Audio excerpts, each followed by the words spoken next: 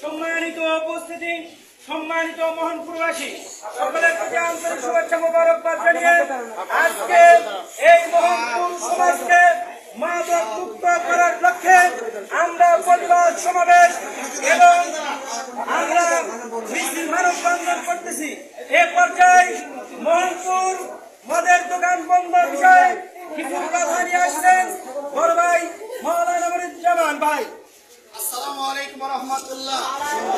সমস্ত প্রশংসা সেই আল্লাহ পাকের, যে আল্লাহ পাক আমাদের এত সুন্দর একটা মনোরম পরিবেশ করে সত্যের পথে জয় আনার জন্য আমাকে আপনি হাজির করে দিলে আমি আপনি খুশি না বাদার? খুশি না বাদার?